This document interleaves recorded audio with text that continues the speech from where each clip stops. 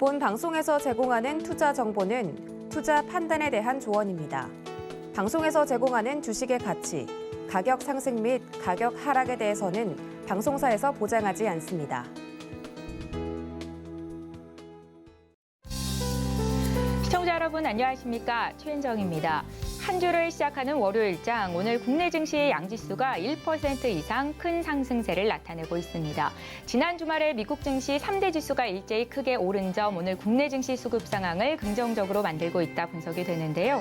외국인과 기관의 쌍끌이 매수 속에서 오늘 삼성전자, SK하이닉스가 1% 안팎으로 오름세를 보이고 있는 것, 오늘 코스피 지수 상승세에 기여를 하고 있는 것으로 보입니다. 시가총액 상위 종목군들도 대체로 빨간불을 켜고 있는 오늘입니다. 저희 방송은 유튜브를 통해서도 참여가 가능합니다. 서울경제TV 검색하고 들어오셔서 시장과 관련한 궁금증 남겨주시면 반영해서 답변 드리도록 하겠습니다. 저희 방송에서 제공하고 있는 정보는 투자 판단에 대한 조언입니다. 해당 주식의 가치나 수익률을 보장하고 있지는 않습니다. 또한 서울경제TV와 서울경제신문은 당사의 브랜드입니다. 서울경제증권TV와는 무관하며 기타 유사 명칭에도 주의를 해주시기 바랍니다. 자, 5월 30일 월요일 오늘장 내일장 바로 시작합니다. 외국인과 기관의 수급 상황 살펴보는 수급 포착 시간부터 시작을 해보겠습니다. 현재 수급 상황 살펴볼 거고요. 메리츠증권 강남금융센터의 정영훈 과장 연결합니다. 과장님 안녕하세요. 네, 안녕하세요. 예, 오랜만에 양시장에서 모두 외국인과 기관의 쌍끌이 매수세가 들어오고 있는데요. 이 시각 수급 특징주 흐름부터 봐주십시오. 네, 우선 오늘 외국인과 기관의 수급 동향을 보게 되면 외국인 투자자들은 오늘 주식 시장에서 삼성전자, LG, 네이버 같은 이제 시가총액 상위 대형주들 쪽으로 순매수세가 좀 유입이 되고 있고요. 기관 투자자들도 네이버라든지 기아, SK하이닉스, LG와 같은 그러한 종목군들로 수급이 좀 이어지고 있는 것이 특징적이다라고 볼 수가 있겠습니다. 특히나 오늘 수급 특징주 흐름을 보게 되면 SK하이닉스 같은 경우에 기관 투자자들의 지난주 이후 계속해서 꾸준한 순매수세가 유입이 되면서 지난주 금요일에 이어서 이틀 연속 반등세를 보여주고 있는데요. 지난주 같은 경우에 하이닉스 같은 경우에 서버 오더 컷이라든지 낸드 매출 감소에 대한 우려감, 이러한 여러 가지 노이즈가 발생이 되면서 지난주 목요일에 주가가 급락세를 보였었는데요.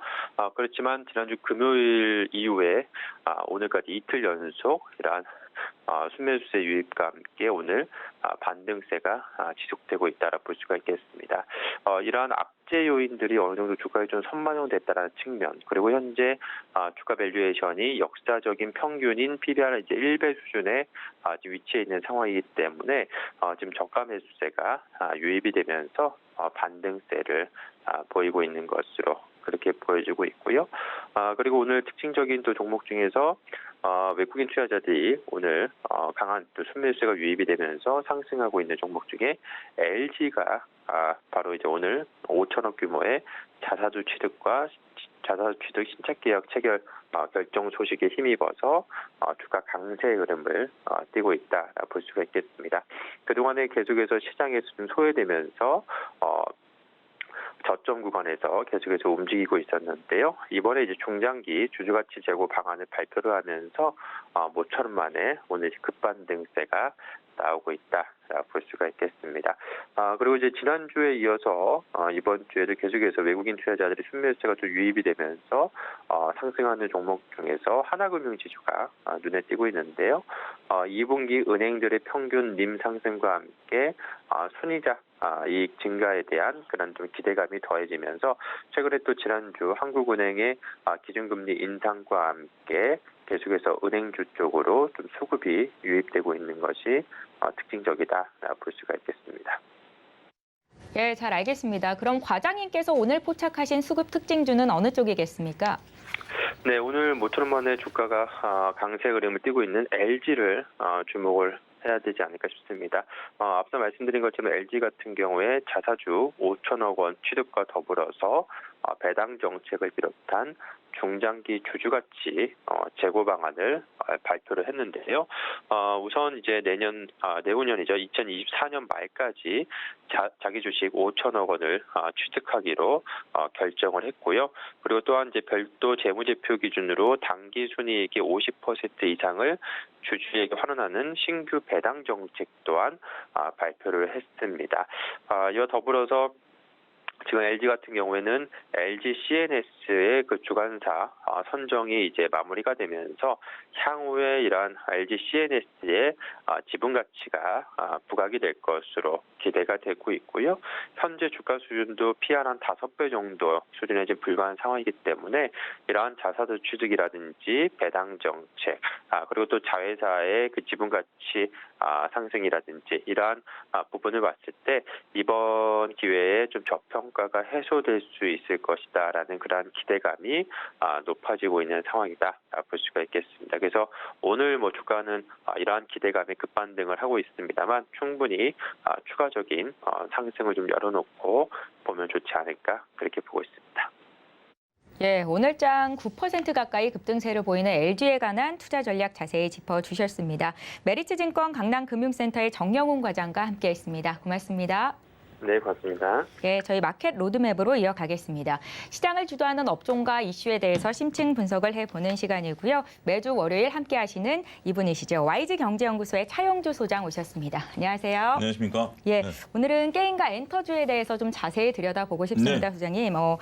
오늘 증시에서 게임주와 엔터주가 좀 강세다라는 소식인데요. 그간 외부 요인의 성장주가 다소 부진한 흐름을 보였었는데 오늘은 왜 이렇게 이 같은 종목들이 상승을 보일까요?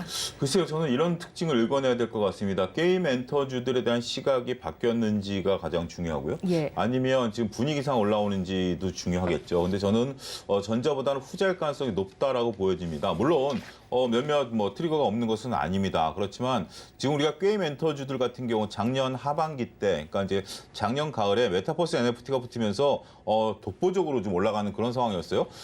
증시를 크게 한번 돌이켜보면 2020년 이후에 2021년 1월 정점을 찍은 이후에 지속적으로 하락세를 보이던 증시가 가을에 정말 보란 듯이 게임 엔터주 아니면 주식이 아니다 네. 랄 정도로 주가가 많이 올라갔죠.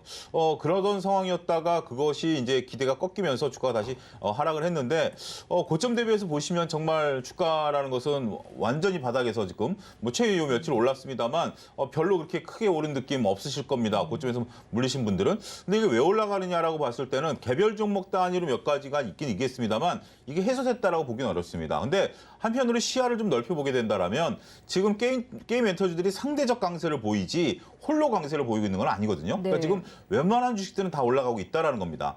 대부분의 주식들이 지금은 바닥에서 올라오고 있는 주식에서 게임 엔터주들이 그들보다 더 빠졌었기 때문에 오히려 올라오는 속도가 상대적으로 더 돋보인다라고 저는 좀 봐야지 지금 이게 본격적으로 게임 엔터주들의 상승 모멘텀이라고 보기에는 또 반대적인 면도 몇 가지가 있거든요. 그러니까 지금 이게 상충된 것 같아요. 몇 가지 기업들 같은 경우는 그나마 그래 이 이유를 가지고 니네가 올라온다라면 인정해주겠어 네. 라고 하는데 그럼 이거 갖고 더 끌고 갈 수 있어? 라고 봤을 때는 글쎄요라는 생각이 또 들 것 같아요. 그러니까 지금 어떤 딱 바닥을 찍었다라고 판단 내리기에는 좀 고민해봐야 될 일들이 좀 많은 게 게임 엔터주 업종이 아니겠는가 말씀드릴 수가 있겠습니다. 예, 일단은 전반적인 생각을 좀 여쭤봤고요. 예. 개별 이슈가 있는 종목들 좀 풀어보도록 하겠습니다. 오늘 증권사가 크래프톤의 신작 모멘텀을 긍정적으로 평가하면서 2분기 반등할 수 있다라는 긍정적인 언급을 좀 했더라고요. 특히 크래프톤은 메타버스 플랫폼 제페토와 또 조인트 벤처 설립을 추진 중이다라는 소식도 있는데요. 1분기 크래프톤의 주요 성과가 뭔지 2분기 전망 어떻게 하시는지 소장님 의견 들을게요. 리포트를 읽어봤는데요. 예. 개인적인 레피셜을 하셔도 될 거 말씀드려도 될까요? 예, 말씀해 주십시오. 그래서 모셨으니까요. 그러니까 애널리스트 당신의 생각일 뿐입니다. 저는 이렇게 내피셜을 하고 싶어요. 리포트를 읽어보니까 여러 가지 이제 긍정적인 내용들은 좀 들어있어요. 근데 제가 가장 꺼려하는 리포트 중에 하나가 if문으로 작성된 거예요. 이렇게 된다라면 될 거예요. 될 겁니다. 물론 이제 희망은 있죠. 우리가 미래를 모르기 때문에 if문도 들어가고 희망문도 들어가야 되는 건 당연합니다. 근데 모든 문장이 논리적인 부정 신제품이 나타날 거니 주가가 올라갈 겁니다. 어떤 연관성이 있죠? 그 사이에 많은 것들이 응축돼 있다는 거. 신제품이 나타나면 주가가 올라갈 것이야. 속에는 신제품이 나타나서 유저들이 써보고 유저들이 마음에 들어서 이 게임에 대해서 많은 돈을 지불하게 되면 기업의 이익이 늘어나고 기업의 이익이 늘어나면 이게 주가가 올라갈 것이야라는 거죠. 그런 것을 함축적으로 쓴 거예요. 그런데 물론 이게 나쁜 의미는 아닙니다. 근데 가장 중요한 건 뭐죠? 유저들이 이 게임을 외면하면.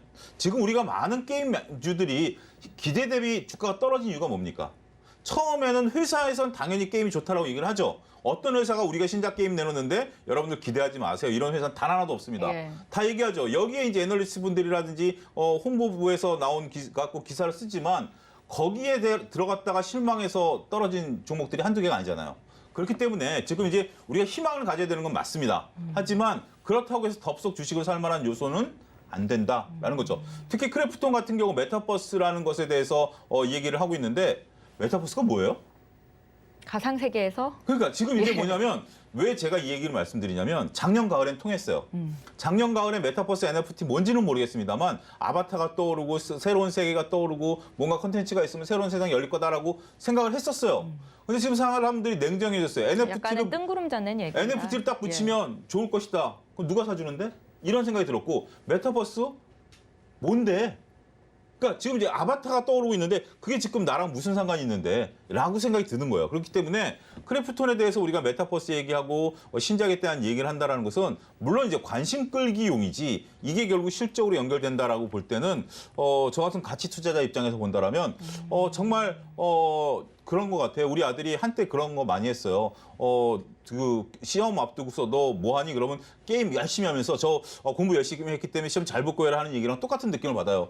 결국 성적표를 갖고 왔을 때 보면 개판 5분 전이었죠. 그렇기 때문에 지금 뭐 이런 느낌들은 예. 물론 이제 크래프톤이 나쁘다라는 건 아닙니다. 물론 호실적이 그 실적이 정말 유저들이 원하는 게임이 나오고 이게 잘 된다라면 드라마틱한 주가 움직임은 나타나긴 하겠죠. 하지만 이걸 믿고 덥석 정말 그때 제가 아들한테 치킨 많이 사줬기 때문에 지금 생각해보면 그 치킨 굉장히 아깝습니다. 성적이 잘 나왔을 때 사줬어야 되는데 그런 것처럼 크래프톤에는 그런 실수를 하고 싶지 않다. 일단은 성적을 봐야 된다는 말씀이시죠? 그렇죠. 예. 예, 알겠습니다. 오전장에 위메이드의 주가 역시 강했고 지금도 8% 이상 오르는데요.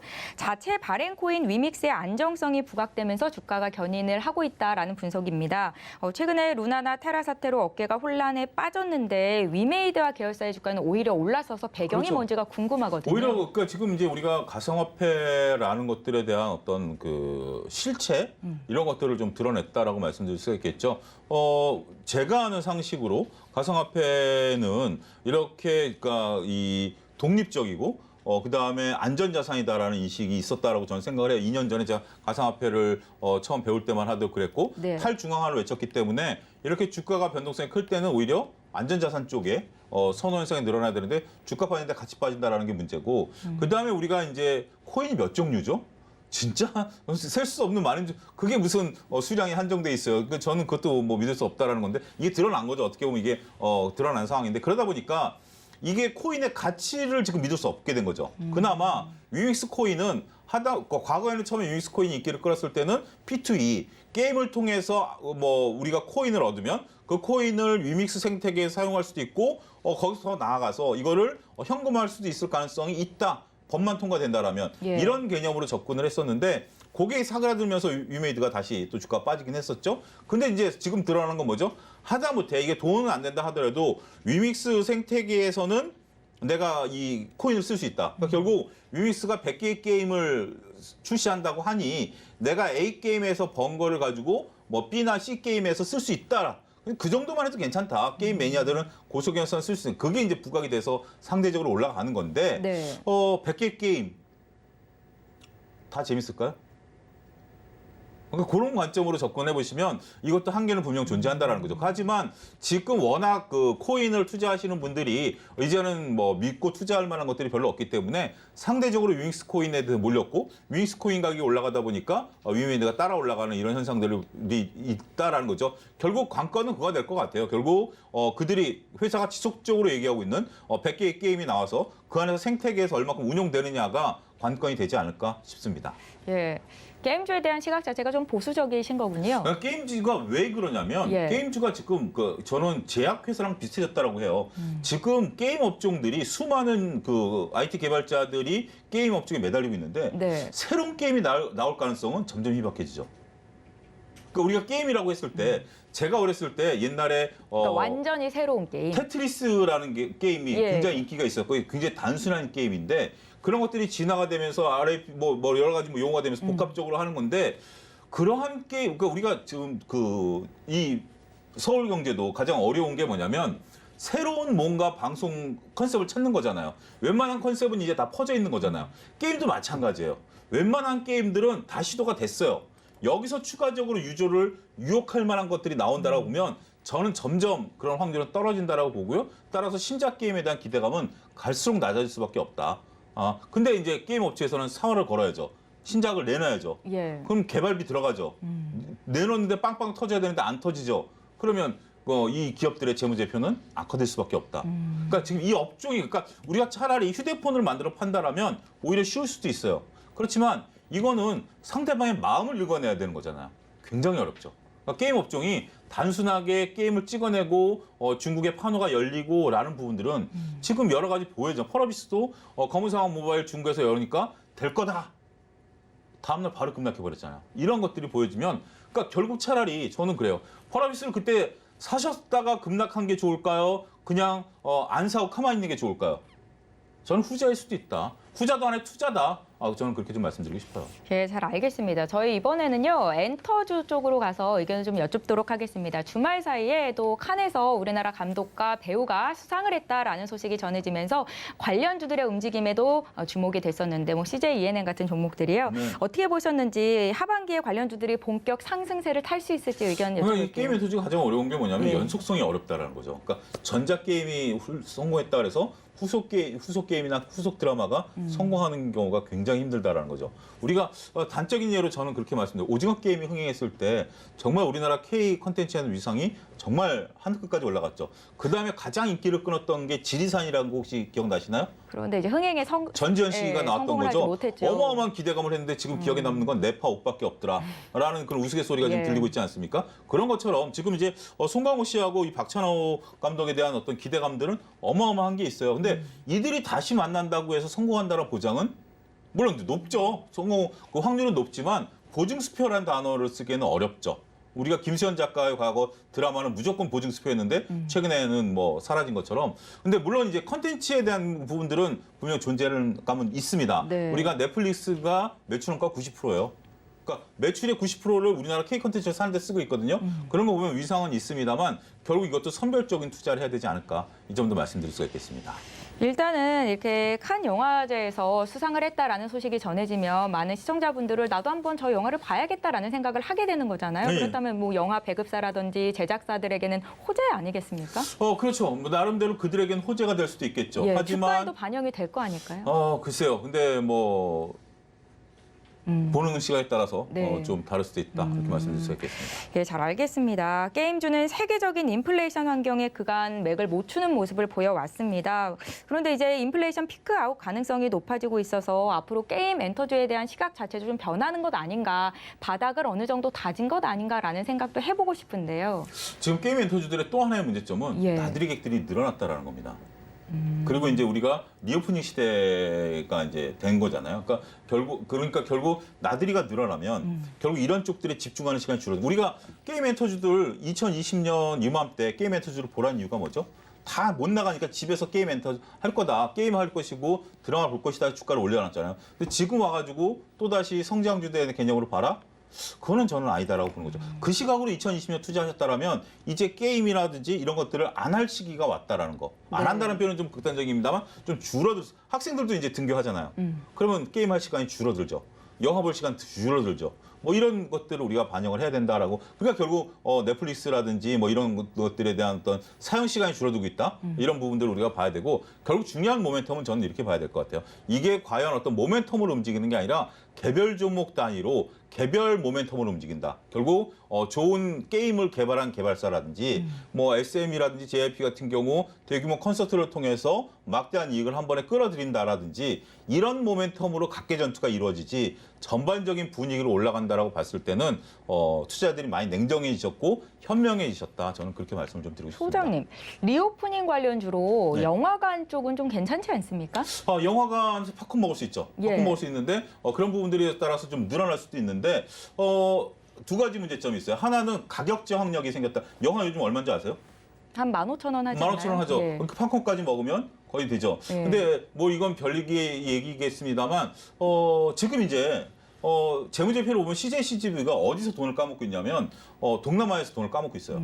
그런 부분을 그러니까 우리나라 이제 관객 수가 늘어나니까 그 부분에 대한 이익 창출 효과는 있습니다. 그리고 CJCGV의 30%는 팝콘 수익을 얻어요. 국내에서. 예. 그래서 팝콘을 많이 팔리면 수익이 날 것은 당연하지만 전체적인 재무제표를 보면 동남아에서 여전히 출혈을 나타내고 있다라는 점, 이러한 점들이 우리가 단순하게 뇌피셜로 투자할 것이냐, 재무제표를 보고 투자할 것이냐 이런 관점도 필요하다라고 말씀드릴 수가 있겠습니다. 그러면 게임 엔터즈 쪽에서 소장님의 탑픽 종목을 들어보기는 좀 쉽지 않을까요? 예, 지금은 조금 왜냐하면 지금은 어떤 이런 성장주 개념의 접근보다는 전통적인 좀 중후장대, 고루하고 재미없고 그런 종목들, LG화학 같이 정말 석유화학 쪽인데 2차전지 간다. 이거 어떻게 보면 한때 고루해 보였잖아요. 근데 이런 것들이 주가가 올라가고 꾸준히 올라가는 것들을 보게 된다면 지금 시장 타이밍은 성장주들에 대한 것들이 가격이 많이 빠졌기 때문에 접근하기보다는 어디 있는 어느 기업들이 어떤 사이클에서 이익을 내고 있느냐를 좀 지켜봐야 된다. 게임 엔터주들 같은 경우 기대는 그러니까 이 종목에 대해서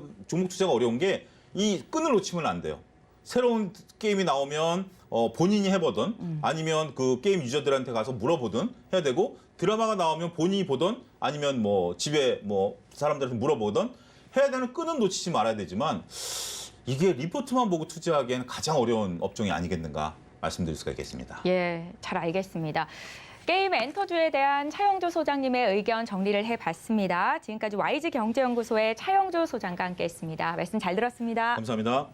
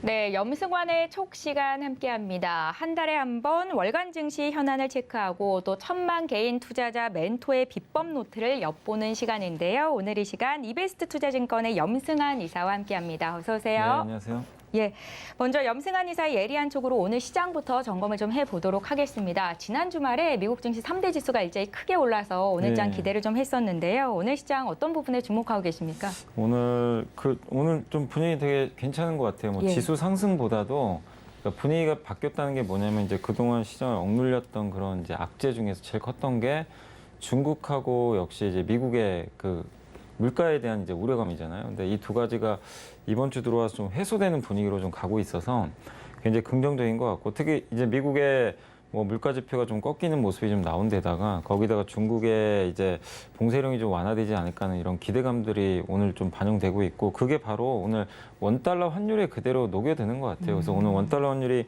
1240원 초반까지 급락을 하면서 굉장히 좋은 모습을 좀 보여주고 있습니다. 그래서 결국 이제는 좀 그동안은 안전자산 선호 현상이 심했다면 위험자산 쪽으로도 좀 뭔가 분위기 전환이 좀 나오고 있어서 뭐 오늘의 상승이 단순히 상승보다는 좀 뭔가 그동안의 좀 약세적인 흐름이 조금씩은 좀 마감되면서 상승으로 좀 전환이 되는 그런 좀 좋은 분위기가 연출되는 좀 모습이 아닌가라고 좀 보고 있습니다.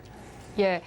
중국 봉쇄 완화 기대감에 또 미국에서는 인플레 피크아웃 기대감까지 더해지면서 증시 분위기 자체가 좀 변화하고 있다는 걸 긍정적으로 보고 계신데요. 그래서 이 시간이 더 중요할 것 같습니다. 6월 증시 전략까지 자세히 짜보도록 하겠습니다. 먼저 지난 시간에 짚어주신 월간 증시 키워드 그간 시장에서 어떤 흐름 보였는지부터 살펴보고 싶은데요. 지난 시간 미국 긴축 가속화, 성장주와 가치주, 또 실적을 발표했던 은행주의 투자 전략까지 살펴주셨었죠. 지난 5월 FOMC 이후로 시장은 다소 안정을 찾은 모습인데요. 지난 시간 키워드 점검부터 좀 해보겠습니다. 강세 업종으로 5월 달에 반도체 부품 대형 철강주 쪽을 말씀을 하셨었는데 흐름 어떻게 보셨습니까? 반도체 부품은 되게 괜찮았던 것 같아요. 이제 반도체 부품 같은 경우는 뭐 계속 그 수요도 좀 증가하고 있고 워낙 지금 반도체 부품이 공급이 부족한 상태입니다. 그래서 이게 없다 보니까 장비까지 지금 못 만들 정도로 공급 부족에 시달리고 있거든요. 그래서 실제로 이제 판가도 올라가고 있고, 근데 이번에 또 바이든 대통령이 온 것처럼 반도체에 대한 얘기도 좀 상당히 많이 나오고 있잖아요. 그래서 소부장에 대한 이제 기대감들이 높아지고 있는데 이게 뭐 5월로 끝나는 게 아니라 뭐 6월 또 하반기까지 계속 연결될 수 있을 것 같아서 좀 긍정적으로 보고 있고, 철강주는 좀 반반이었던 것 같아요. 뭐냐면 철강 업종 내에서 그 대형 철강주들은 조금 부진했습니다. 왜냐하면 이제 중국이 셧다운이 좀 장기화되다 보니까 중국의 철강 가격이 많이 떨어졌어요. 근데 실제 우리 한국의 철강 가격은 견조하거든요. 근데 우리나라 기업들은 중국 철강 가격에 연동이 됩니다, 주가가. 그래서 좀 부진했지만 이마저도 이제 뭐 다음 달부터는 부양책 나오면 괜찮아질 것 같고, 반대로 또 철강 업종에서 제일 좋았던 섹터가 그 강관 업종, 파이프. 네.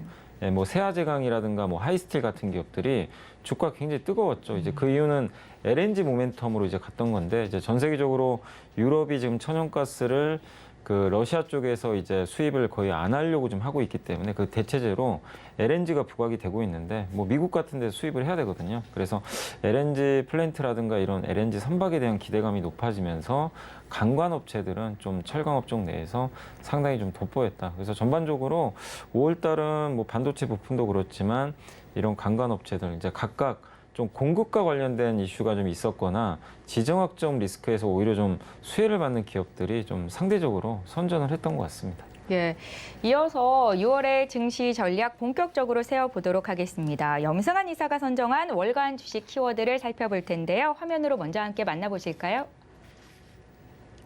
6월의 주식 키워드, 중국의 락다운 해제에 따른 인프라 투자, 미국 인플레이션 피크아웃론, 또 6월 3일부터 시작이 되는 미국 임상 종양 학회를 선정해 주셨습니다. 예, 염승한 이사가 선정하신 6월 증시 키워드 확인해 보고 왔고요. 이제 하나하나 좀 풀어보겠습니다. 중국 당국이 코로나19 신규 확진자 수가 3월 18일 이후 최저 수준을 기록하자 이 락다운 해제 강행 입장을 보였습니다. 중국의 락다운 해제가 국내 경제에 어떤 반전 시그널이 될 수 있을지가 가장 궁금한 네. 상황인데요. 영향이 어떻겠습니까? 일단 이제 상해시가 6월 1일인가요? 예. 그때부터 이제 봉쇄가 전면적으로 해제된다는 뉴스가 많이 나오고 있는데, 일단 이제 그렇게 되면 그 사실 이제 거의 2달간 지금 거의 봉쇄령이 내려져 가지고 이 2,500만 명이 사는 도시가 그냥 마비가 된 거죠. 근데 이 중국이란 나라는 아시겠지만 제로 코로나 정책을 강력하게 펼치고 있고 경기가 사실 망가지고 있거든요. 아마 알고 있겠죠. 그럼에도 불구하고 그걸 포기를 안 했어요. 근데 이제 최근 들어와서 좀 다행스럽게도 중국의 확진자가 이제 500명 안쪽으로 들어왔더라고요. 한때 네. 그 2만 5천 명까지 늘어났는데, 그러니까 이제 좀 자신 있게 락다운 해제 결정을 좀 내리는 것 같아요. 그래서 이런 부분은 일단 좀 긍정적이다. 근데 여전히 좀 리스크는 그 제로 코로나를 풀 건 아니에요. 이 정책이 바뀐 건 아니니까 언제든지 또 코로나 확진자 늘어나면 또 이게 마비가 될 수 있어요. 그런 불안감은 있지만 어쨌든 다행스럽게 좀 통제가 되고 있어서 지금은 좀 상해시가 봉쇄가 해제됐고 베이징시도 일부 뭐 기능들이 좀 정상화되고 있다고 하니까 긍정적이고, 이렇게 되면 이제 중국의 소비가 본격적으로 좀 늘어날 가능성이 좀 있겠죠. 그리고 중국이 지금 부양책을 굉장히 좀 미온적으로 좀 쓰고 있어요. 좀 쓰려면 팍팍 써줘야 되는데 그걸 지금 제대로 안 하고 있거든요. 근데 시진핑 주석도 인프라 투자 얘기를 꺼냈고, 리커창 총리가 굉장히 심각하게 지금 발언을 하고 있어요. 좀 경기가 좀 상당히 안 좋다. 그러면서 지금 지난주에 그 중국의 부동산 담보대출 금리를 인하를 했습니다. 예. 그래서 중국의 부양책은 6월에는 더 가속화될 것 같고요. 그리고 물류, 소비, 생산 이 세 가지가 다 마비가 돼 있었어요. 근데 이게 순차적으로 좀 풀릴 수 있기 때문에 우리 한국 같은 경우는 대중국 수출 비중이 25%고요. 그 홍콩까지 우회해서 가는 거 포함하면 40%예요. 그러니까 어마어마한 좀 중국 의존도가 높은 나라인데 우리 한국 같은 경우 이제 중국이 이렇게 풀려주면 경기 회복 기대감이 또 높아질 수 있으니까 여러모로 좀 굉장히 긍정적인 뉴스가 아닐까라고 생각을 합니다. 예. 중국 경제가 제로 코로나 늪에 빠지면서 주요 외신들은 중국 경제 성장률이 46년 만에 미국에 역전되는 상황이 생길 수도 있다라고 네. 이야기도 하더라고요. 앞서서 중국이 소비 부양책을 내놓고 있기는 한데 다소 미온적이고 6월부터는 더 강력해질 수 있다라고 네. 하셨잖아요. 중국의 경기 부양책이 미칠 영향에 대해서 좀 들어볼까요? 일단 중국이 지금 올해 목표치가 성장률이 예. 5.5% 정도 되거든요. 쉽지 않겠죠. 예, 근데 지금 올해 1분기가 4.8% 정도 나왔어요. 그러면은 근데 지금 주요 외신들이 뭐라고 하냐면 지금 보면 상하이가 2분기부터 봉쇄 내려졌잖아요. 예. 소매 판매가 마이너스 11% 감소를 했고 이 상태면 만약 부양책을 안 쓰면요 4.4에서 4.8% 정도 이 안에서 올해 이제 경제 성장률이 나올 가능성이 높습니다. 이거는 중국 공산당 정부의 목표치에 한참 못 미칩니다. 그래서 사실 시진핑 주석의 3연임도 올해 가을에 결정이 되기 때문에 제로 코로나도 중요하겠지만 경제 성장률 목표치를 못 달성하면 그것도 하나의 또 굉장히 좀 어려움이 가중될 수밖에 없거든요. 3연임을 하는 데 있어서. 네. 그래서 아마 본격적인 부양책을 좀 쓸 것 같고 아까 말씀드린 대로 이 주택담보대출금리 인하를 거의 안 하거든요. 왜냐하면 중국은 부동산에 대한 트라우마가 굉장히 강한 게 이 중국의 민간 부채가 굉장히 많은 편이에요. 그래서 이게 또 늘어나면 내관이 될 수 있다 보니까 함부로 이제 이런 금리 인하를 못 하거든요. 근데 이걸 할 정도라는 건 그만큼 급하다는 얘기입니다. 경제를 살리고 봐야 되니까. 그리고 최근에 중국 지방정부에서 발행한 특수목적 채권 발행 규모도 지금 높은 수준인데 이게 할당량이 있잖아요. 야 너네는 이만큼 발행해, 너네는 요 정도만 발행해라. 이게 정해져 있는데 그 쿼터에 거의 한 40%를 벌써 발행을 했고 8월이면 다 소진될 거라는 얘기가 좀 있긴 있습니다. 네. 그렇게 보면 굉장히 빠른 거죠. 그래서 결국 하반기에 인프라 투자가 많이 늘어날 가능성이 있기 때문에 이런 부분은 당연히 우리나라 경제에도 도움을 좀 줄 수가 있겠죠. 그래서 중국의 성장률 좀 강화를 위해서 일단 본격적인 부양책은 한번 기대를 해보자라고 좀 말씀을 드리겠습니다. 경제 성장률 목표치를 달성하는 게 중국은 무엇보다 중요하다라는 말씀을 하시면서 하반기에 인프라 투자가 늘 거라고 하셨잖아요. 네. 국내 구체적으로 어떤 업종이나 또 종목들이 수혜를 좀 입을 수 있을까요, 이사님? 사실 이제 인프라하고 소비 부양 두 개거든요. 예. 그럼 인프라면은 이제 우리나라로 치면 이제 철강 업종 당연히 좋겠고 구리 이제 제조하는 회사들도 당연히 인프라에 많이 들어가니까 또 이제 굴삭기 업체들 있잖아요. 그쪽이 좀 좋을 것 같고 그 다음에 이제 석유화학도 좀 숨통이 튀겠죠. 워낙 안 좋았잖아요. 석유화학 기업들이. 네. 그쪽도 당연히 좋을 수 있고 또 소비 부양이 일어나면은 가장 좋아지는 게 반도체하고 스마트폰이에요. 이 두 개가 왜냐하면 중국산 스마트폰이 지금 안 팔려요. 중국에서도 지금 소비가 안 좋아져가지고. 네. 근데 중국이 부양책을 써주면 또 6월 18일이 그 중국의 그 2대 이벤트 데이 중에 하나인데 11월에 광군제 있고 이번엔 징둥데이라고 있더라고요. 진동대회. 네, 그러니까 징둥닷컴에서 만든 예. 그러니까 소비를 진작하는. 네, 네. 그러니까 11월에 그 솔로데이인가요? 그때 이제 광군제가 알리바바에서 만든 거고 여긴 징둥닷컴에서 만든 건데 6월 18일 날 보통 이제 이런 무슨 데이가 열리면 스마트폰이 제일 많이 팔려요. 이런 이제 진작을 하겠죠, 소비 진작. 그러면 우리나라의 스마트폰 부품 업체나 반도체 회사들이 또 수혜를 받게 되겠죠. 그래서 이런 면에서 한번 관심을 가지시는 것도 좋을 것 같습니다. 예, 잘 알겠습니다. 앞서서 이제 원달러 환율이 지금 오늘장 15원이나 내리면서 1240원까지 내려온 것, 이게 또 수급에 긍정적인 영향을 미칠 수 있다라는 분석을 주신 것 같은데 이번에는 유가를 좀 들여다보고 싶습니다. 네. 지금 WTI 기준으로 유가가 115달러 선에서 거래가 되고 있는데요. 치솟던 유가가 중국의 봉쇄 조치로 제한적인 영향을 받았다라는 분석이 있고 세계 최대 원유 수입국인 중국의 락다운 해제는 유가에 또 영향을 미칠 거다라는 분석도 있더라고요. 네. 앞으로 유가는 어떨까요? 사실 유가는 저는 구조적으로 이게 해결이 돼야 돼요. 지금 유가가 올라가는 거는 수요가 아니라 공급입니다. 공급이 완전히 줄어버렸잖아요. 그러니까 오펙은 증산 잘 안 합니다. 미국 말 잘 안 듣죠. 러시아가 세계 2대인가에 3대 지금 원유 수출국인데 당연히 지금 수출 제한 내려졌잖아요. 그래서 오늘 이제 벨기에 브뤼셀에서 EU 정상회담이 열려요. 거기서 원유 수입과 관련해서 또 제재 논의를 할 거예요. 어떻게 결론이 날지 모르지만 예전처럼 원유 공급이 늘긴 어렵습니다. 그러니까 러시아를 대부분 제재 쪽으로 좀 가고 있기 때문에 그럼 이걸 대체할 물량이 쏟아져 나와야 되는데 중동은 말을 잘 안 듣죠. 예. 이란 핵 협상도 지금 지지부진하죠. 뭐 베네수엘라를 좀 뭐 이렇게 풀어준다는 얘기 있는데 그거가 좀 턱없이 부족하고 그럼 남은 거는 사실 미국 자체적으로 셰일오일 기업들을 좀 이게 독려를 해가지고 생산량을 늘리면 되는데 그것도 만만치가 않은 게 바이든 정부는 친환경 정부예요. 그러니까 탄소 배출이 높은 그걸 또 무한정으로 그냥 생산하라고 할 수가 없어요. 그러니까 이런 좀 딜레마들이 있어요. 그래서 공급이 정상화될 시그널이 뭔가 나와줘야 됩니다. 네. 뭐 오펙이 정말 이제부터 우리가 증산 열심히 하겠습니다. 뭐 그러든가 이란이 핵 협상해가지고 복귀를 하든가 이런 게 나오지 않는 이상 고유가는 좀 불가피하다. 다만 이제 그 고유가 그가 지금은 이제 조금씩은 뭐 이렇게 유가 올라가긴 하지만 옛날처럼 막 급등한다기보다는 지금 레벨 정도는 좀 유지를 한다고 좀 보시는 게 맞는 것 같고 또 여기다 중국 봉쇄령이 풀려가지고 인프라 투자가 재개되면 중국이 또 원유 수입 많이 하잖아요. 그러면 이건 또 수요를 받쳐줘요. 이렇게 되면 유가가 꺾이기가 쉽지가 않은 거죠. 그래서 우리 한국 입장에선 불편하긴 하지만 네. 고유가가 좀 쉽사리 꺾이긴 좀 어려운 그런 상황이 계속 이어질 수밖에 없는 것 같습니다. 유가는 수요보다는 공급이 문제이기 때문에 네. 고유가는 당분간 지속이 될 건데 네. 급등하거나 급락하는 경우는 좀 드물 것이다라는 그거는 드물 말씀이신 것 거죠. 같아요. 네. 예, 잘 알겠습니다. 저희 다음 키워드 이어서 보도록 하겠습니다. 미국 인플레이션 피크아웃론인데요. 지난 미국에서 발표됐던 4월 PCE 이게 또 미 연준에서 중요하게 보는 지표 중에 하나인데 개인 소비 지출이죠. 오름폭을 줄이면서 인플레이션 정점을 찍었다라는 분석들이 있었습니다. 이사님의 의견은 어떠신가요? 네, 오늘 막 뉴스들 많이 들으셔서 지표는 다 아실 거예요. 예. 그래서 이게 이제 전월 대비해서도 좀 약간 꺾이는 모습이 나왔고 여전히 높은 건 맞지만 이제 이거잖아요. 인플레이션이 이렇게 진행이 되다가 물가 상승률이 이제 둔화되기 시작하는 거죠. 그러니까 5% 오르다가 4.8% 이러면 이제 시장이 환호를 하는데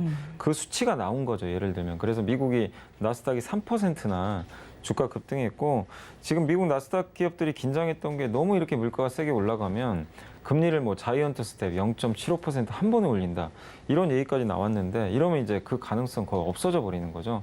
그러면 이 정도의 물가가 이제 꺾이기 시작한다면 연준 입장에서는 하반기에 이제 0.5% 올릴 이유가 없어요. 0.25%만 올리면 되고 그다음에 포스틱 애틀란타 연방은행 총재가 지난주에 뭐라고 했냐면 되게 좀 놀라운 발언을 했습니다. 경기가 이 상태로 만약에 물가를 잡기 위해서 금리를 자꾸 올리면 경기가 좀 약간 타격을 받을 수도 있다. 그러면서 뭐라고 했냐면 금리 인상이 중단될 수도 있다. 올해 하반기에 한 번 정도. 네. 그러니까 지금 올해 전망은 뭐냐면 연말까지 그냥 계속 올리는 거예요, 사실은. 근데 그게 좀 멈출 수도 있다. 그리고 그 가장 매파죠. 블라드 총재는 뭐라고 했냐면 내년에 금리 인하해야 된다. 올해는 일단 어쨌든 다 올려놓고 내년에 근데 이거는 뭐 사실 소액고 외양간 고치는 걸 수도 있지만 어쨌든 물가를 무조건 잡아야 되는 건 명백해요. 네. 연준 의원들의 생각. 근데 그 다음에 걱정하고 있는 게 경기가 침체될까 봐 이걸 걱정해요. 그래서 물가만 만약에 가파른 속도가 아니라 급격히 안원돼주면 금리 인상을 세게 할 이유가 없는 거예요. 그러면 이거는 증시에 당연히 도움이 되겠죠. 왜냐하면 지금 시장은 금리가 너무 세게 올라갈까 봐 그걸 걱정해서 먼저 다 빠져버렸거든요. 네. 근데 완화될 수도 있지 않을까? 물가가 좀 꺾이는데 이런 이제 시그널들이 나오니까 이제 미국 나스닥이 안도랠리를 하고 우리 한국도 그래서 이제 오늘 환율도 꺾이고 네.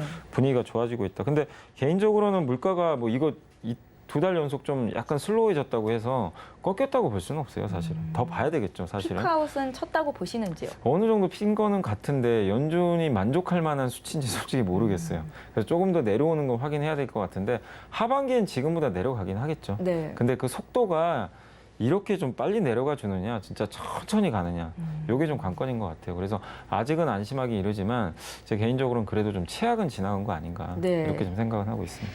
그 미국 증시 다우지수 같은 경우가 8주 만에 반등을 줬다라고 하더라고요. 네네. 지금 미국장은 뭐 베어마켓의 상황에서 랠리가 지속되는 거다라고 얘기도 하던데요.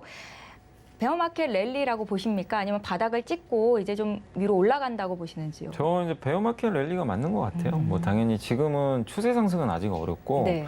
지금 특히 저는 한국과 미국은 좀 다르게 보는 이유가 일단 미국 같은 경우는 자산 버블이 꽤 심했어요. 지난 몇 년간 보시면 그 2010년부터 10년 동안 나스닥 강세장이었잖아요. 그러다가 2018년도에 무슨 사이클이 있었냐면 갑자기 미국 연준에서 금리를 세게 올려버립니다. 그 자산시장이 한번 꺼져버렸어요. 그리고 나서 한 1, 2년 고생을 하다가 무슨 일이 발생했죠? 갑자기 코로나가 터져가지고 이게 훅 꺼져버렸죠. 그때 뭘 했죠? 전 세계가 돈을 다 뿌려버렸어요. 그러니까 어떻게 되죠? 유동성이 주입되면서 나스닥 빅테크가 어마어마한 주가 상승이 나왔고 뭐 5, 6배 기본적으로 올라갔잖아요. 거기에 언택트 환경 이게 결합이 됐어요. 근데 지금은 보세요. 유동성을 빼고 있죠. 빼는 데다가 언택트에서 리오프닝으로 가요. 그러니까 미국 기업들이 한국보다 지금 타격을 더 많이 받습니다. 네. 거기에 이제 영향을 많이 받던 그 나라가 결국 이제 거기에 속해 있는 게 나스닥의 빅테크 기업들이다 보니까 그래서 저는 좀 베어마켓 랠리는 좀 나오겠지만 미국 증시의 그 빅테크 기업들이 추세 상승하기는 상당한 좀 시간이 필요할 수밖에 없다. 결국 유동성이 투입되는 시기가 언제냐? 금리 인하도 하고 이게 좀 관건인 것 같고 다만 한국은 사실 그런 게 별로 없었거든요. 그동안. 근데 저는 왜 한국을 긍정적으로 보냐면 설비 투자가 지금 본격화될 거예요. 지금 이번에 1,000조 들여서 우리나라 대기업들이 설비 투자 들어가잖아요. 예. 5년 동안. 그러니까 왜 이런 게 필요하냐면 지금 공급이 부족해요. 부족하면 채워 넣으면 돼요. 그럼 만들어야죠. 그래서 설비 투자. 이 설비 투자 사이클이 나올 때 한국은 무형제가 아니라 공장 가지고 찍어내는 그런 이제 강점이 있는 국가잖아요. 그래서 한국과 미국은 저는 굉장히 좀 다르게 움직일 수도 있다, 향후에. 그래서 지금은 양시장 모두 다 뭐 아직은 기술적 반등이겠지만 좀 차후에는 좀 차별화될 수 있을 것 같다. 그래서 미국만 놓고 보면 좀 베어마켓 랠리는 좀 시작됐지만 뭐 추세 전환까지는 좀 시간이 많이 걸릴 것 같다. 이렇게 좀 말씀드리겠습니다. 네, 뒤쪽에서 6월 증시 전망에 대해서 여쭤보겠지만 한국의 네. 빅테크 기업들에 대한 의견 짧게 좀 들어볼까요? 그러니까 빅테크도 뭐 이렇게 제조업체들은 괜찮은데 예. 네이버, 카카오 좀 걱정이죠. 여기는 미국형 기업들이니까. 근데 이거예요. 이쪽도 지금 금리가 올라가니까 안 좋은 건 맞는데 주가 빠졌잖아요. 그래서 올라갈 거예요. 당분간은 이제 최근에 좀 워낙 빠졌으니까. 다만 여기서 성장률이 더 나와야 되는데 국내에선 나올 게 없어요. 이미 포화 상태잖아요. 다. 네. 뭐 점유율 다 높으니까. 그럼 더 가기 위해서는 해외. 그러니까 네이버든 카카오든 해외에서 매출 성장을 해줘야 돼요. 뭐 웹툰이 됐건. 네이버는 일본에서 전자상거래 하고 있잖아요. 제트홀딩스하고. 그래서 이런 것들에 대한 성장이 그게 가시성이 성장성이 어떻게 보세요? 아니 저는 제가 알 수는 없죠. 근데 예. 잘하고는 있어요. 지금 뭐 카카오도 일본에서 피코마가 1등했고 웹툰이 네이버는 뭐 전 세계 지금 웹툰 플랫폼 1등이잖아요. 잘하고 있는데 이게 이제 시장이 원하는 정도. 그러니까 지금 시총이 40조, 50조 달하는 회사가 1,000억, 2,000억 더 번다고 그게 모멘텀이 더 생기는 건 아니거든요. 그러니까 이제 사이즈가 우리가 생각하는 것 이상으로 사이즈가 커져야 되겠죠. 근데 그게 올해 당장 보이는 건 아니고 시간이 1, 2년은 걸리겠죠. 네. 근데 지금 잘하고는 있는데 원하는 만큼의 그런 이제 사이즈로 커질 수 있을지 그걸 계속 좀 관찰을 해야 될 것 같아요, 지금. 네이버, 카카오의 주가가 워낙에 반토막난 상황에서 개인들이 계속 담고 있길래 앞으로 성장성이 어떤지를 먼저 네. 여쭤봤습니다. 자, 올해 FOMC 회의가 5차례 남았습니다. 6월에는 또 0.5%포인트 인상할 거다라는 게 유력한 상황인데요. 관전 포인트 좀 여쭤볼까요? 6월달 FOMC. 6월 FMC는 일단은 뭐 당연히 0.5% 올라갈 것 같고요. 예. 그다음에 7월도 0.5% 인상할 것 같습니다. 이게 이제 시장의 일반적인 예상이고 그래서 6, 7월 이렇게 올라가는 건 뭐 악재가 아니다. 이미 다 알려져 있고 그리고 9월, 11월, 12월 3번 남았거든요. 그 후로 그 0.25% 정도 인상을 할 것 같습니다. 그리고 이제 6월 1일부터 양적 긴축 이제 돈을 회수하는 거죠. 그것도 좀 시작을 해서 이제 미국은 본격적으로 금리 인상 사이클이 진짜 본격화됐다. 돈을 이제 회수하는 건데 다만 주가는 이걸 먼저 다 선반영을 했기 때문에 주식시장에 미치는 영향은 좀 제한적이고 제일 걱정됐던 게 0.75% 이제 자이언트 스텝인데 이 가능성이 지금은 거의 없어져 버렸어요. 그래서 오히려 뭐 FMC에서 금리 올리는 것 자체는 그렇게 이제 부담스러운 일은 아니다. 다만 이제 진짜로 그 보스텍 총재가 얘기했던 것처럼 하반기에 금리 인상이 멈출지 한 번 정도 그거는 한번 계속 우리가 좀 연준 위원들의 얘기를 들으면서 체크를 해나갈 필요는 있는 것 같습니다. 예. 두 번째 키워드였죠. 인플레이션 피크 아웃론에 대한 여미사님의 의견 들어봤습니다. 이제 마지막 키워드 보겠습니다. 시카고에서 열릴 이번 주죠. 임상종양학회입니다. 세계 3대 이 바이오학회로 꼽히는데 제약 바이오 업계 뭐 주가들도 너무나 많이 빠져 있어서 이게 좀 반전 상승 트리거가 될 수 있을지가 궁금한데요, 이사님. 일단은 뭐 트리거가 좀 될 거는 같아요. 워낙 지금 안 좋았고 예. 지금 그리고 바이오 기업도 성장주예요. 그러다 보니까 미국의 금리 인상과 역행을 하는 거죠. 미국이 금리 인상을 하니까 성장주가 다급나겠고 바이오도 거기서 자유로울 수가 없습니다.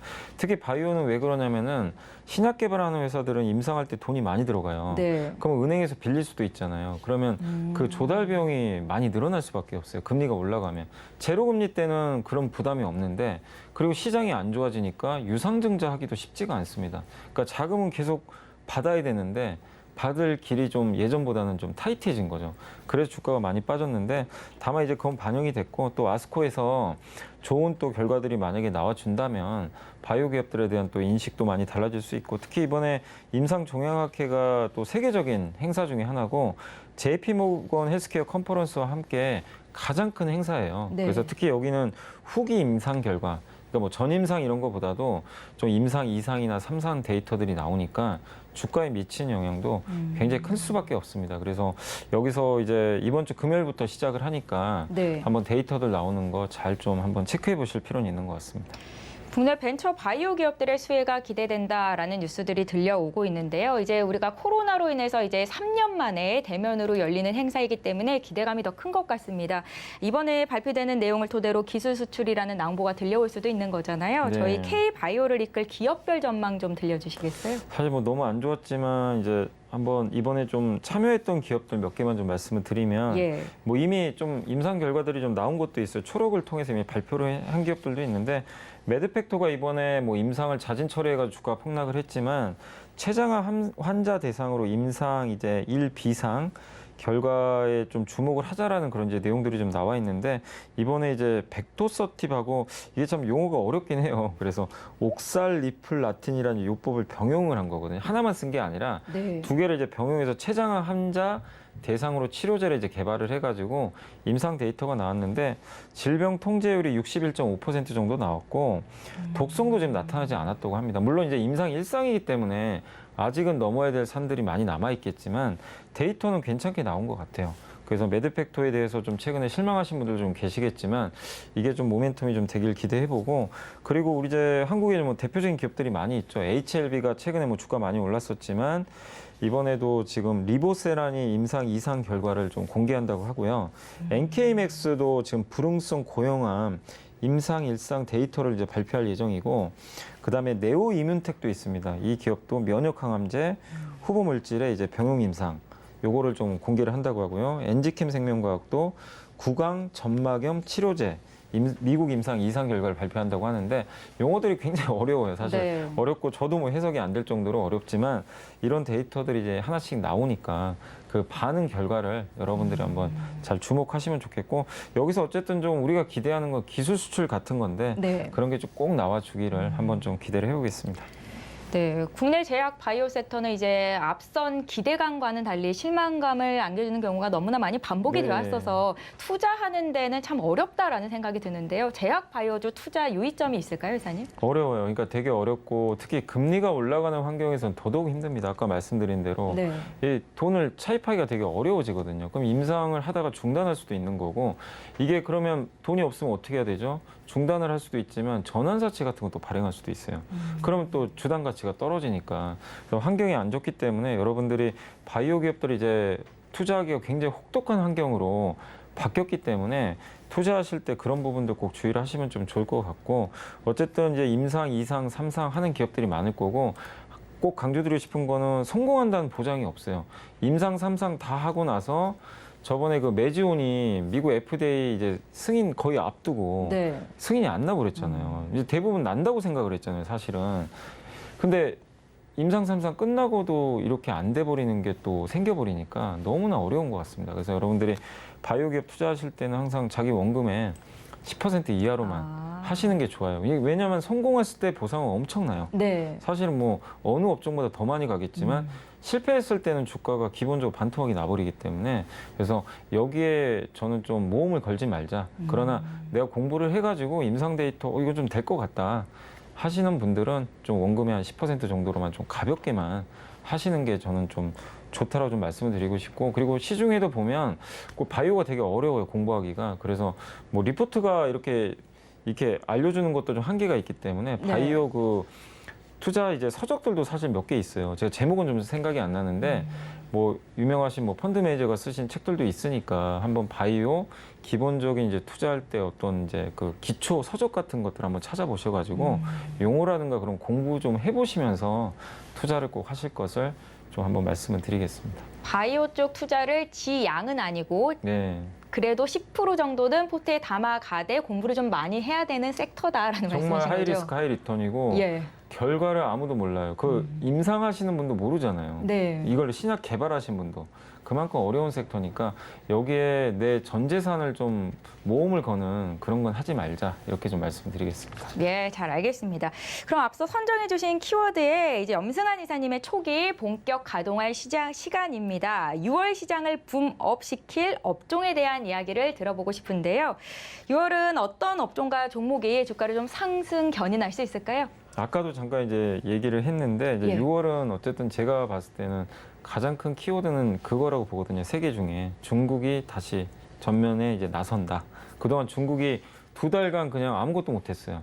그냥 이제 죽어 있었죠. 도시 하나가 죽었어요. 그냥 2,500만 명이 사는 도시가. 네. 그래서 엄청난 충격이 왔고 우리나라 증시도 2,550까지도 한번 충격을 받고 우리 한국의 스마트폰, 뭐 반도체 기업들 주가가 추풍 낙엽처럼 쓸려 내려갔죠. 근데 이제는 반전이 시작되는 거죠.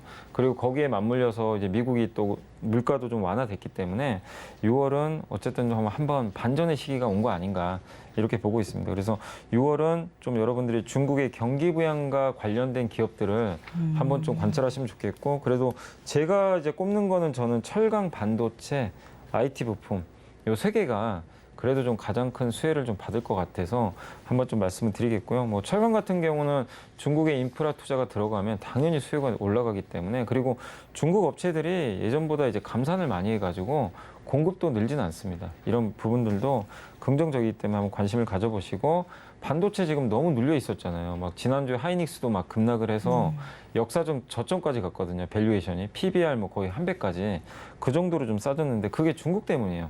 중국 비중이 좀 높은 회사다 보니까. 네. 근데 중국이 살아나면 스마트폰 잘 팔리면 반도체 수요가 늘어나니까 숨통이 좀 트이겠죠. 그리고 IT 부품 쪽에서 중국 스마트폰 비중이 제일 높은 부품사가 삼성전기입니다. 전기도 지난주에 되게 안 좋았어요.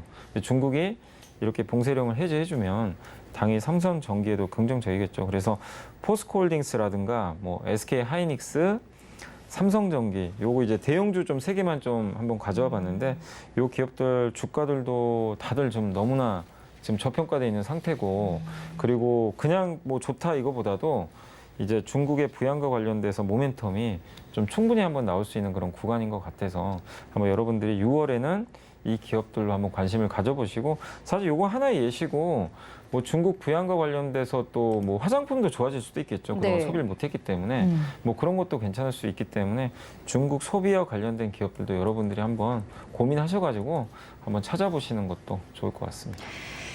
중국 경기 부양 기대감이 6월의 키포인트다라는 말씀을 주시면서 이제 관심 종목으로 포스코 홀딩스, SK 하이닉스, 삼성전기를 꼽아 주셨는데요. 저희 시간적인 여유가 조금 있어서 네. 이 종목들 어느 정도 가격대 매수해 보면 좋을지 목표 주가까지 좀 말씀 부탁드려도 될까요, 이사님? 저는 제가 그걸 얘기를 못합니다. 아. 제 회사 규정이 아, 그래가지고 그러세요.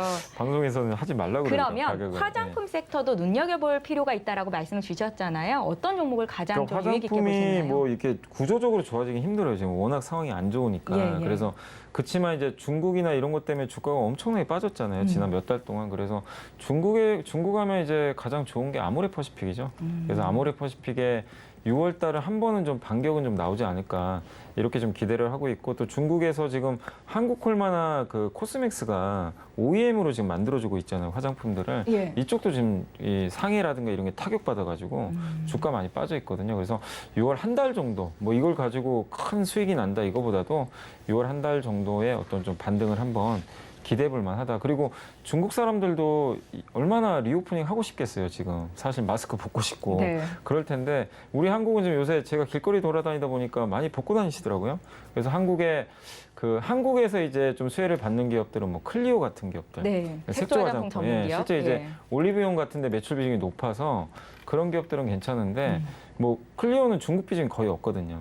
그래서 중국 사람들이 이제 나오고 만약에 좀 어느 정도 리오프닝을 하게 된다면 화장품 쪽 아니면 이제 뭐 대표적으로 중국 의류 회사 중에 또 F&F 같은 회사들 뭐 이런 기업들도 6월은 한 번은 좀 회복될 가능성이 높지 않을까라고 생각을 합니다. 예. 6월 관심 가질 종목까지 자세한 투자 의견 들어봤습니다. 염승환의 촉 여기까지 함께할 거고요. 지금까지 이베스트 투자증권의 염승환 이사 함께했습니다. 다음 달 이 시간에도 또 뵙도록 하겠습니다. 네, 고맙습니다. 감사합니다. 예, 오늘장, 내일장에서 준비한 소식은 여기까지입니다. 저희 방송에서 제공하고 있는 정보는 투자 판단에 대한 조언입니다. 해당 주식의 가치나 수익률을 보장하고 있지는 않습니다. 또한 서울경제TV와 서울경제신문은 당사의 브랜드입니다. 서울경제증권TV와는 무관하며 기타 유사 명칭에도 주의를 해주시기 바랍니다. 저희는 잠시 뒤 마감 임박 60분의 승부로 돌아오겠습니다. 고맙습니다.